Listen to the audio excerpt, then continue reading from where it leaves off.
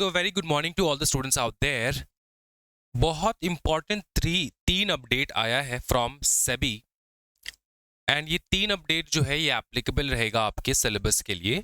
So you have to understand this very important. तीन update में से दो अपडेट बहुत छोटा सा अपडेट है एंड एक अपडेट बहुत बड़ा अपडेट है जो आपके CMSL पेपर में बहुत काम आने वाला है। To all the CS executive students and to all the students of company secretaries, आपको भी ये जानना बहुत जरूरी है।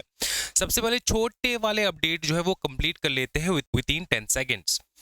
सबसे पहला है SEBI planning to cut out 20% upfront margin. ठीक है, अपफ्रंट मार्जिन। अब देखो ये होता क्या है, इस चीज को समझो कि करंट रूल ये है कि जब भी तुम बाय करोगे कैश मार्केट से तो ट्रेडर्स को क्या करना होता था, 20% of the traded value upfront payment करना पड़ता था, उसके बाद ही ट्रेड जो है वो एग्जीक्यूट होता था।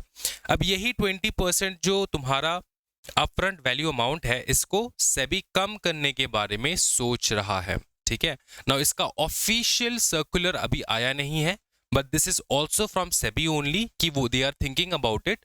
सो this is an update. Understood. अब कितना हो सकता है, 15% भी हो सकता है, 10% भी हो सकता है। Understood. So you have to remember this. उसके बाद है सिंप्लीफाइड ट्रांसमिशन ऑफ सिक्योरिटीज। आपको पता होगा कि ट्रांसफर एंड ट्रांसमिशन में बहुत ही अच्छा खासा डिफरेंस है। ट्रांसफर का मतलब होता है ओनर अगर अलाइव है तो वो अपने शेयर्स को अगर सेल कर दिया बायर को तो ये ट्रांसफर हो जाता है। अंडरस्टूड। ट्रांसमिशन का मतलब होता है ओनर अगर मर गया तो उसके जो लीगल हेयर्स है उनको ऑटोमेटिकली वो शेयर्स पहुंच जाए। अब ये ऑटोमेटिकली पहले भी होता था, अब भी होता है। अब जब मैं कहता हूं automatically, it is actually not automatic. इसके पीछे बहुत भागादौड़ी करना पड़ता था लीगल हेयर्स को। ठीक है, पहले का जो लॉ है, नाउ दिस इज इम्प्लीमेंटेड, तो इसका मतलब ये कि पहला जो है वो ओल्ड लॉ हो चुका है, अब से न्यू लॉ लागू होगा। पहले होता ये था कि शेयर होल्डर अगर मर जाए तो लीगल हेयर्स को बहुत सारे डॉक्यूमेंट्स कलेक्ट करने पड़ते थे, कंपनी के पास जाना पड़ता था, RT के पास जाना पड़ता था, बैंक के पास जाना पड़ता था, लॉयर हायर करना पड़ता था टू प्रूव कि हम ही है legal heirs and all this things to be needed to be done as quick as possible. तो बहुत ज्यादा झमेला था इसमें। अब क्या हो चुका है, न्यू सिंप्लीफाइड प्रोसेस में 4 स्टेप में कंप्लीट हो जाता है प्रोसेस। अभी भी तुमको डॉक्यूमेंट्स देने पड़ेंगे लेकिन फ्यूअर डॉक्यूमेंट्स चाहिए होता है। स्टैंडर्ड प्रोसेस बना दिया है। जो भी यूनिफॉर्म इंटरमीडिएरीज है, मतलब जो तुमको हेल्प करेगा टू एग्जीक्यूट दिस प्रोसेस, वो भी यूनिफॉर्मली इंफॉर्मेशन मांगेंगे आपसे। कॉम्प्लिकेटेड नहीं बनाएंगे चीजों को, ये बहुत सिंपल प्रोसेस में हो जाता है। ये सबसे फास्टेस्ट एंड ईजिएस्ट फॉर्म बन चुका है to for transmission of shares to your legal heirs. Understood, got it? कितना अच्छा कहावत है, transmission of your shares to your legal heirs. Okay, आज का सबसे बड़ा update by SEBI buyback amendment, इसमें हुआ ये बहुत इंपॉर्टेंट चीज है, इसको बहुत अच्छे से समझना है। बिफोर, पहले रूल क्या था और अब का रूल क्या है तुमको समझना है।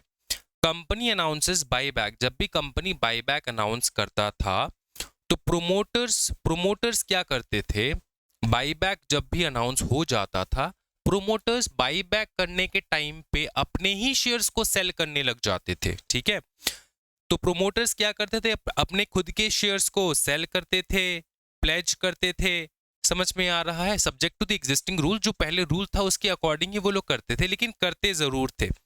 अंडरस्टूड। प्रॉब्लम हुआ ये कि promoters could change their holding while buyback is in progress. जब बाईबैक हो रहा है, जब कंपनी खुद खरीद रहा है शेयर फ्रॉम द मार्केट, ठीक है, तो कंपनी के जो प्रोमोटर्स है वो अपने ही शेयर्स को बेचने लग जाते थे। अंडरस्टूड। तो ये मिसयूज हो जाता था। अंडरस्टूड। लैक ऑफ ट्रांसपेरेंसी होता था। ठीक है, इन्वेस्टर्स के कॉन्फिडेंस कम हो जाते थे। अंडरस्टूड। एक साइड से कंपनी बाईबैक कर रहा है, दूसरे साइड से कंपनी सेल भी कर रहा है, अपने प्रोमोटर्स जो है सेल कर रहे हैं अपने share. So this is not good bro. तो ये लॉक इन हो जाएगा अभी। लॉक इन का क्या रूल है? रूल ये है कि SEBI puts lock on the promoters. देखो 3 कैटेगरी आएंगे यहाँ पे, प्रोमोटर का ग्रुप एंड उसके एसोसिएट्स, उन तीनों के ऊपर जो है क्या लग जाएगा, लॉक लग जाएगा। किस प्रकार का लॉक? ISIN लेवल का लॉक लग जाएगा। ISIN क्या है सबसे पहले ये समझ लो फटाफट। ISIN ISIN क्या होता है? International securities identification number. मतलब हर एक शेयर के पीछे एक बार कोड रहता है, हर एक शेयर के पीछे एक नंबर रहता है। समझ में आ रहा है? हर एक शेयर के पीछे एक नंबर रहता है जिससे पहचाना जाता है कि ये शेयर किसका है। तो हर एक प्रोमोटर के शेयर्स के पीछे ये ISIN नंबर जो है वो रहता है। ISI number. क्या ये समझ में आ रहा है? तो इस लेवल का लॉक हो जाता है, आपके वो सारे नंबर्स लॉक हो जाएंगे सो दैट आप एक भी शेयर सेल नहीं कर पाओगे, ट्रांसफर नहीं कर पाओगे, प्लेज नहीं कर पाओगे, कुछ नहीं कर पाओगे during the buyback process. During the buyback process from the date of buyback approval, जिस दिन बाईबैक अप्रूवल हो जाए, ठीक है, टिल द ऑफर क्लोजेस, जब तक कि ना ऑफर क्लोज हो जाए तब तक प्रोमोटर्स अपने शेयर्स को क्या नहीं कर पाएंगे, ना तो सेल कर पाएंगे, ना तो ट्रांसफर कर पाएंगे, ना तो सेल, ना तो प्लेज कर पाएंगे। ये है नया रूल। इसका रिजल्ट ये आएगा, फेयर एंड ट्रांसपेरेंट प्रोसेस रहेगा, प्रिवेंट रिडक्शन ऑफ प्रोमोटर्स का होल्डिंग रहेगा, protects interest of public share holders and strengthens investors confidence. क्या ये समझ में आ रहा है? तो ये कब से इंप्लीमेंट होगा? डिपॉजिटरीज इंप्लीमेंट करेंगे फ्रॉम 1 अगस्त 2026। दोस्तों याद कर लियो। समझ में आ रहा है? ये सभी के ऊपर लागू है। बहुत इंपॉर्टेंट अपडेट है। छोटा सा आप कहीं पे लिख लो आराम से, या फिर ये PDF आपको अवेलेबल हो जाएगा। PDF जो है हम अपने चैनल्स वगैरह पे अपलोड कर देंगे, जरूर वहां से डाउनलोड कर लेंगे दोस्तों। Thank you so much everyone, see you all again another video. Bye bye, take care, जय हिंद।